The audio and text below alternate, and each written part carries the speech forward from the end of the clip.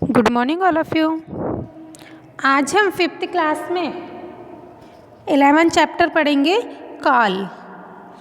काल जिसे आप इंग्लिश में टेंस बोलते हैं। काल का अर्थ होता है समय, अवधि।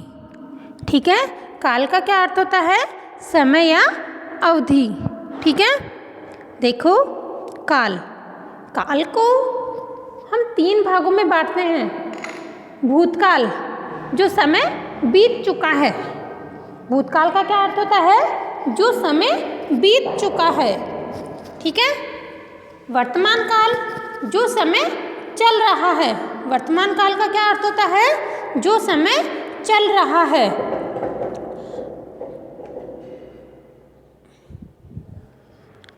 भविष्यकाल, भविष्यकाल का अर्थ होता है आने वाला समय, जो समय अब आएगा। ठीक है, तो भूतकाल का मतलब क्या हो गया? बीता हुआ समय। वर्तमान काल का समय, वर्तमान काल का मतलब क्या होगा? जो चल रहा है वो समय। और भविष्यकाल आने वाला समय। ठीक है, तो देखो सोनम नृत्य का अभ्यास कर रही है।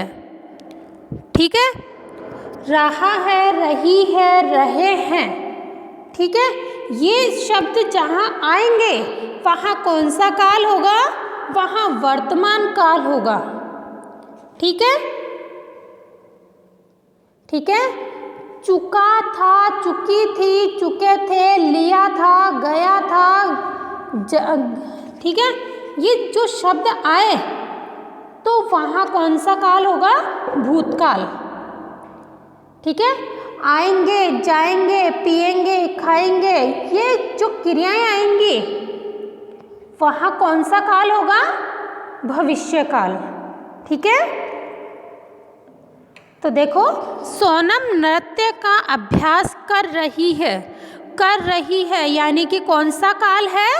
वर्तमान काल है। ये कार्य चालू है, अभी ये कार्य चालू है। कार्य चालू रहने की अवस्था में कौन सा काल आएगा? वर्तमान काल। कार्य पूरा हो चुका है, उस अवस्था में कौन सा काल आएगा? भूतकाल। अब जो कार्य प्रारंभ होगा उसके लिए कौन सा काल आएगा? भविष्यकाल। ठीक है, तो देखो सोनम नृत्य का अभ्यास कर रही है यानी कि वर्तमान काल में ये काम कर रही है। रोहन स्कूल जाएगा, आने वाले समय में जाएगा। ठीक है, तो यहाँ भविष्यकाल होगा। प्रांजल ने अपना गृह कार्य पूरा कर लिया है, यानी पूरा कर बैठा है, अपना काम कंप्लीट कर लिया है, यानी कि भूतकाल। ठीक है, ऊपर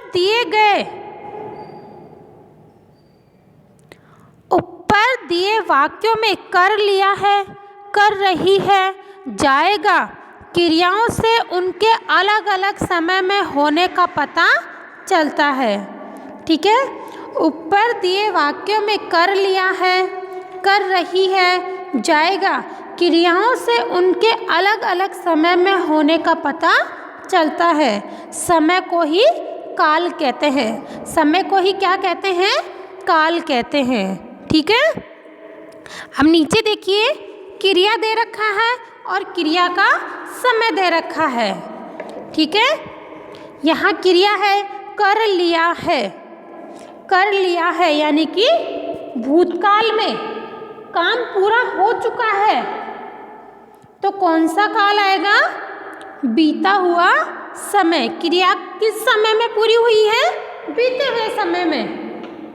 ठीक है, क्रिया कब पूरी हुई है? बीते हुए समय में, यानी भूतकाल में हो चुकी है। कर रही है, कर रही है, तो क्रिया कौन से समय में चल रही है? वर्तमान काल में। ठीक है, जाएगा, जाएगा यानी आने वाले समय में जाएगा, तो कौन सा काल होगा यहाँ? भविष्यकाल। ठीक है, अब देखो परिभाषा।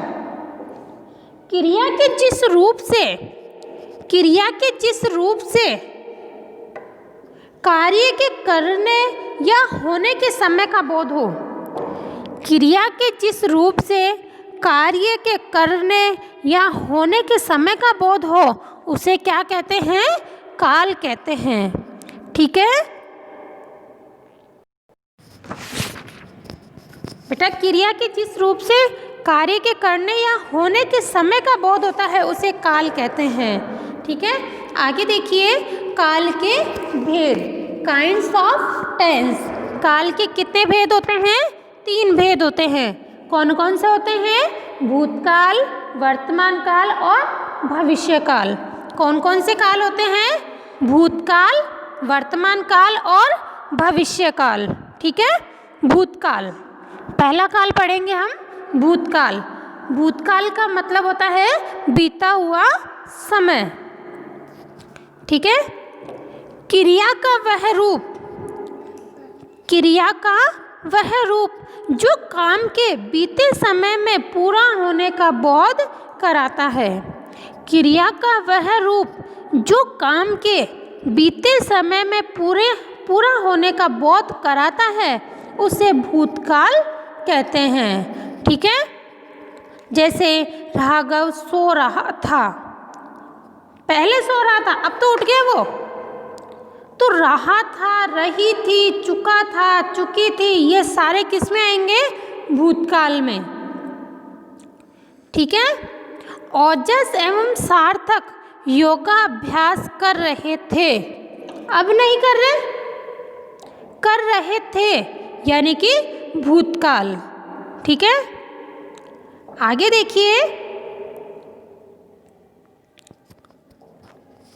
वर्तमान काल। वर्तमान काल, क्रिया का जो रूप वर्तमान समय में कार्य के होने का बोध कराता है, क्रिया का जो रूप वर्तमान समय में कार्य के होने का बोध कराता है उसे वर्तमान काल कहते हैं। ठीक है, देखो, जो कार्य अभी किया जा रहा है, जो कार्य अभी संपन्न नहीं हुआ है, जो चल रहा है, वो कौन से काल में होगा?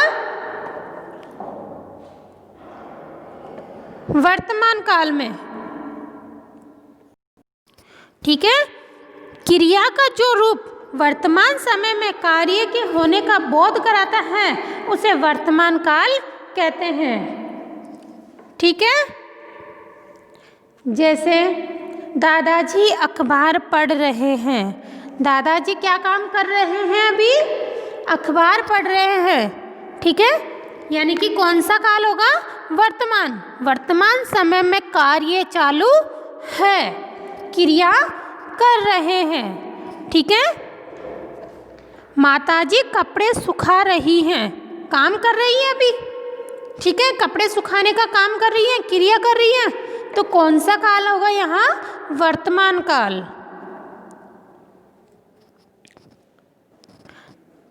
भविष्य काल। भविष्य काल में देखो, क्रिया का जो रूप आने वाले समय में काम के होने का बोध कराता है, क्रिया का जो रूप आने वाले समय में काम के होने का बोध कराता है उसे भविष्य काल कहते हैं। आने वाले समय में जो कार्य होगा, जो कार्य शुरू किया जाएगा, वहाँ कौन सा काल होगा?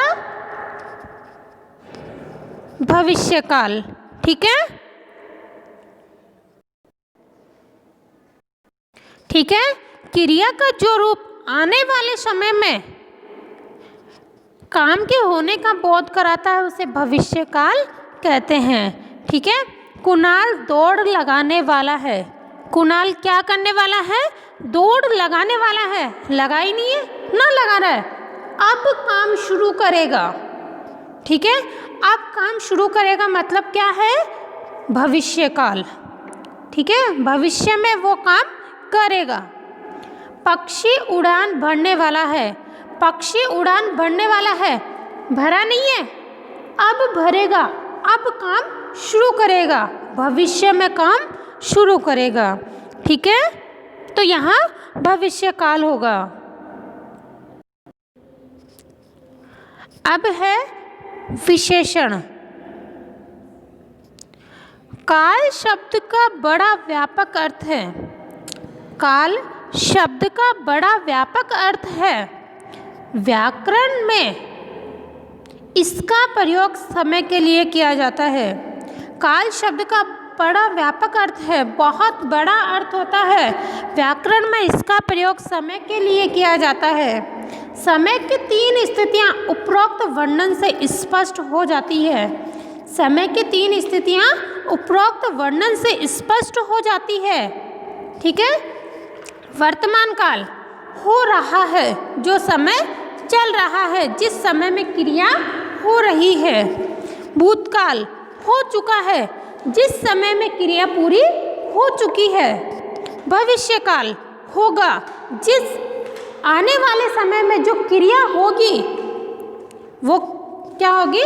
भविष्यकाल की क्रिया के आधार पर सहजता से समझा जा सकता है। जैसे आज वर्षा हो रही है, वर्षा आज शुरू हो चुकी है और चल रही है, यानी वर्षा लगातार हो रही है। तो कौन सा काल होगा यहाँ? वर्तमान काल।